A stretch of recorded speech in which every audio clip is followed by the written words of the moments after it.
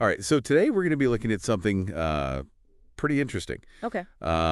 It's called Atomic Habits, and we'll be taking a deep dive into the book by James Clear. Oh, cool. Have you ever felt like you were kind of spinning your wheels, trying to make big Um, changes in your life, but uh, mm-hmm. not really getting anywhere? For sure. So this might be the thing for you. Yeah, I think that's something that we all struggle with, right? Like Yeah. wanting these big outcuts, but not always seeing that immediate progress. Exactly. And so Yeah. James Clear lays out this idea that it's really about these tiny little changes. Yeah. These 1% improvements that you make over time. Right. And it's not about trying to overhaul your entire life in one go. Yeah. It's about the small little things, like you were saying, the 1% improvements Mm. that compound over time, just like interest. Yeah. So no more crash diets. Exactly. Crazy workout plans. Right. It's just about small, consistent Consistency is key. actions over time. Absolutely. Yeah, I can get behind that. Yeah, it's more about building a system, right? Exactly, a system, yeah. And just relying on willpower. And what's interesting is that Yeah. Clear argues that the foundation of that system is actually Yeah. your identity. Oh, interesting. It's not about, So it's is that it's saying, I want to lose 20 pounds or whatever. Right. It's more about like thinking, no, I am a healthy person. It's like a mindset shift. It's a huge mindset shift. So Yeah. how does that work? How does changing how you see yourself Right. actually then lead to you making different actions? Well, it's kind of like if you believe you are a healthy person, Okay. you're more likely to make those choices that support that belief. Okay. Like you're going to be more inclined to choose a salad over a burger. Right. If you see yourself as someone who values their health. Yeah.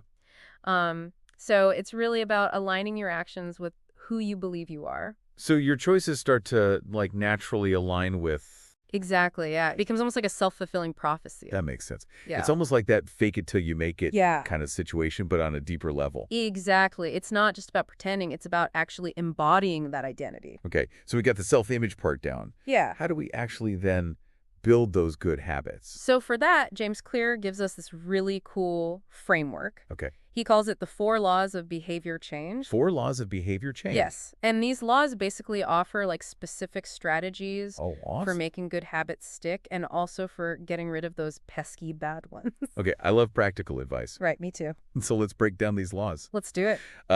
Starting with the first one. What is that? All right. So the first law is make it obvious. Make it obvious. Yes. And this is all about understanding that every habit is triggered by a cool in your environment. Okay. So, for example, let's say you want to read more. Okay. Well, instead of like tucking those books away on a shelf where you'll never see them, Yeah. Leave a book on your pillow. Oh, so it's right there in your face. Exactly. You got to make that cue impossible to ignore. So I literally can't miss it. Right. Okay. But Clear actually calls this implementation intention. Implementation intent. Which basically means deciding exactly when and where you're going to do the habit. Oh, that's good. So you're not just like, oh, I'll read sometime today. It's like, no, I will read for 30 minutes Okay. at 7 p.m. Yeah. in my favorite armchair. Oh, so it's like eliminating that, was it decision fatigue? Exactly. You're removing any room for ambiguity. Totally. Yeah. You mentioned environment design too. Yes. How does that play into making it obvious?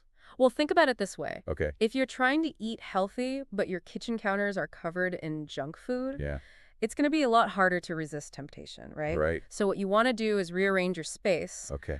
to make those good choices the easy choices. So like setting yourself up for success. Exactly. Outside, out of mind. Yeah, but in this case, it's good things inside, good habits in mind. I like that. Yeah. Right. Good things inside, good habits in mind. Exactly. Okay. So making it obvious, that's step one. Yes. What's the second law? So the second law is all about making the habit attractive. Make it attractive. Because let's face it, some habits are just way more appealing than others. Right. Like scrolling social media Exactly. versus, cleaning the bathroom or something. Yeah, nobody really enjoys cleaning the bathroom, but Right. we all love a good scroll through Instagram. Yeah. So how do we make those less fun things more attractive?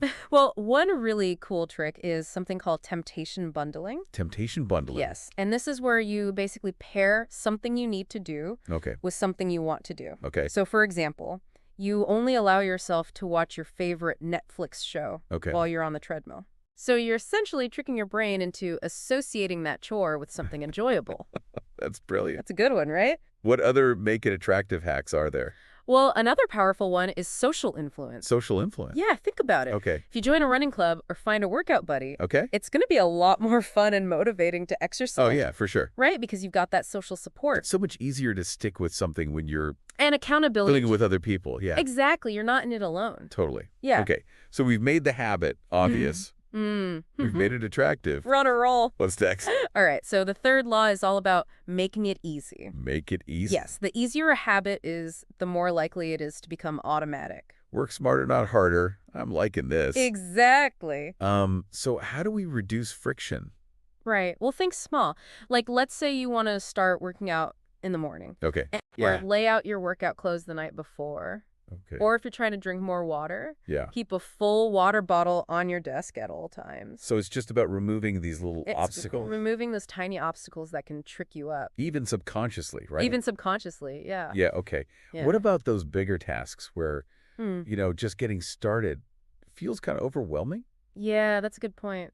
How do we... Well, for that, Clear has this great little rule called the 2-minute rule. The 2-minute rule. Yes, and it's super simple, but basically you just break down any task Okay. into a tiny action that you can do in 2 minutes or less. Oh, okay. So instead of like clean the entire house, Right. you start with just load the dishwasher. Just start with one little thing. Exactly, because that's something you can easily do in 2 minutes. And then once you get going, it's And then once you've done that small step, easy to keep going. you're more likely to keep going. Yeah, I love that. Right. Okay, so we're removing the pressure Yeah, you're not letting those big, overwhelming tasks paralyze you. and creating momentum. Exactly. Momentum is key. Yeah, okay, so make it easy. Make it easy. What is the fourth and final law? All right. This one might be my favorite. Okay, It's make it satisfying. make it satisfying. Yes, because we all love a good reward, right? We do. So how do we incorporate that into building lasting habits? Mhm. Well, one simple but super effective method is habit tracking. Habit tracking, okay. Yeah, whether it's on a calendar, a spreadsheet, an app, Hmm. seeing your progress visually can give you a little dopamine hit Oh, I like that. every time you check off a successful day. So it's like this visual reminder of your Exactly. It's a visual representation of your commitment and consistency. commitment and consistency. Okay. Yeah. What are some other ways to make a habit Hmm. more satisfying? Well, think about small rewards that are meaningful to you. Okay. Maybe it's enjoying a cup of coffee in peace after a productive work session. Oh, yeah. Or listening to your favorite song after a workout. Little celebration. Exactly. Those little celebrations can really reinforce the positive association Reinforce that positive association. with the habit. Yeah. Okay. Yeah. What about those inevitable slip-ups? Mm-hmm. We all have them. Of course we're all human. We're all human. Right. How do we get back on track when we, Yeah, that's a great question. kind of fall off the wagon? Well, Clear has a really good principle for this. He calls it never miss twice. Never miss twice. Yes. So missing once is okay. It Okay. happens to the best of us. But the key is to get back on track immediately. Okay. Don't let that one slip up turn into a full-blown derailment. That's reassuring to hear. Right. It's not about being perfect. It's about, It's about progress, not perfection. consistency over time. Exactly. Okay, so all this has been about building good habits. Mm-hmm. What about breaking bad habits? Ah, yes. Well, the good news is that these same principles apply. They do. You can essentially flip these 4 laws on their head Okay. to make those unwanted habits less appealing. Okay, I'm curious to hear how that works. Let's dive in. Let's do it. So let's take the first law, make it obvious. Okay. To break a bad habit, we do the opposite. We make it invisible. Invisible. Right. So if you're trying to cut back on social media, Yeah. delete those apps from your phone. Get them off your Or phone. log out of your account. Make it harder to access. You're removing those tempting cues that trigger the habit in the first place. Okay, yeah, I could see how that would be helpful. Right. What about the second law, make it attractive? Okay, so to invert that, we make it unattractive. Unattractive. Yes, and this is about focusing on the negative consequences Yeah. of the bad habit. Okay. So, for example, if you're trying to eat less junk food, Mm. remind yourself of how sluggish and bloated it makes you feel. So instead of associating it with pleasure, you're associating it with unpleasant feelings. Exactly. You're reframing that association. Okay, got it. Yeah. What about the third law, make it easy? Okay, so to break a bad habit, we make it difficult. Make it difficult. Yes, we increase the friction associated with that habit. Okay. So let's say you want to stop watching so much TV, Okay. unplug it and put it away in a closet. Make it a whole process. Exactly. The harder it is to engage in the bad habit, Yeah. the less likely you are to do it. Brilliant. Right. Okay.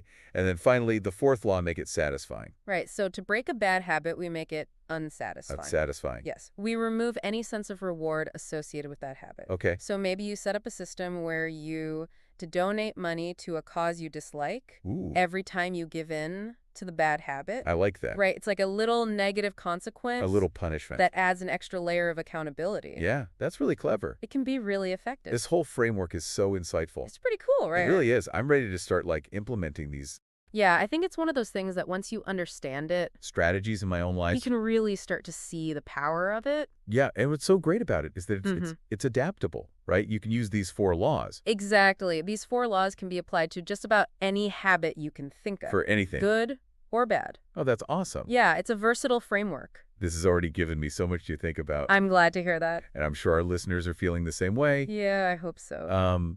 But there's so much more to explore Yeah, we've only just scratched the surface. when it comes to atomic habits. Right, there's a lot more to unpack. So, Yeah, it's really interesting to think about how these small changes that we're talking about can actually like reshape who we are at our core. yeah, it's not just about, what we do.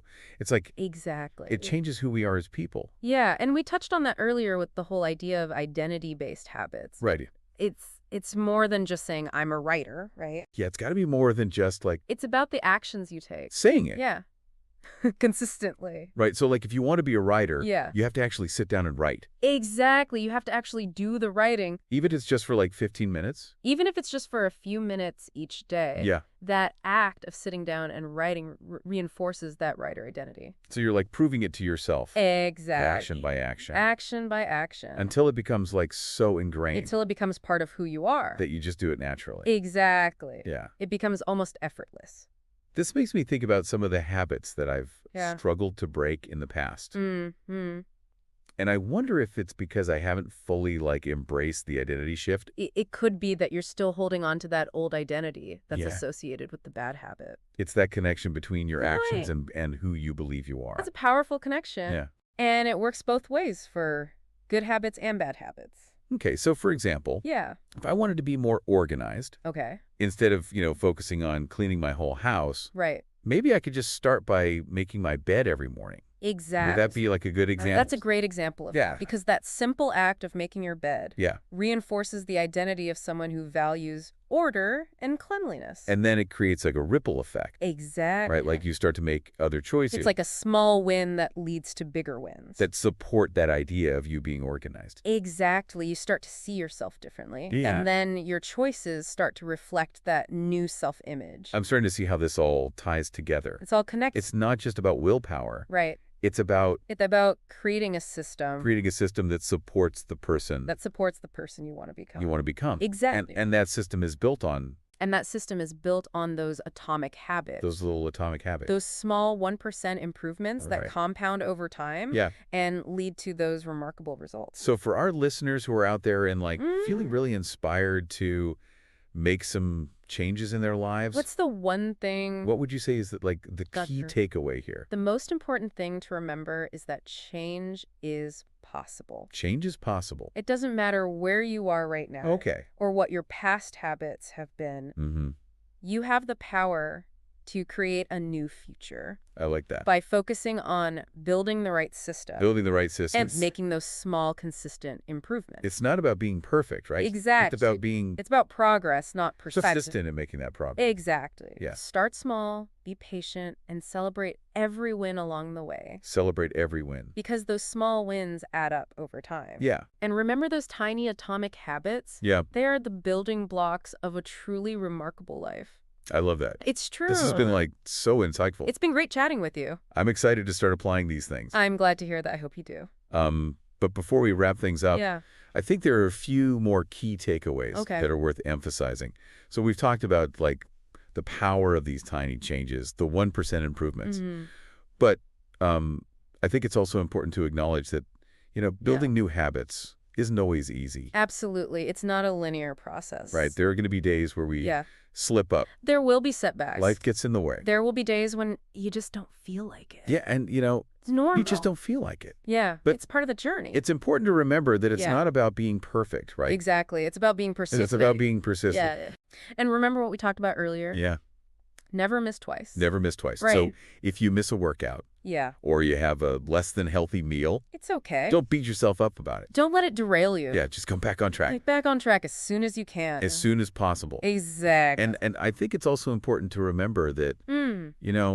what works for one person Yeah. might not work for another. Absolutely. Everyone is different. So don't be afraid to Yeah. experiment and kind of adjust your approach along the way. Exactly. Find what works for you Yeah. and make it your own. That's such a good point because we're all Yeah. unique individuals. We all have different lifestyles, preferences, Yeah. motivations, so there's no one-size-fits-all approach to habit formation. So as we wrap up a deep dive into Yeah. Atomic Habits, what's like the one message Okay. you hope our listeners take away?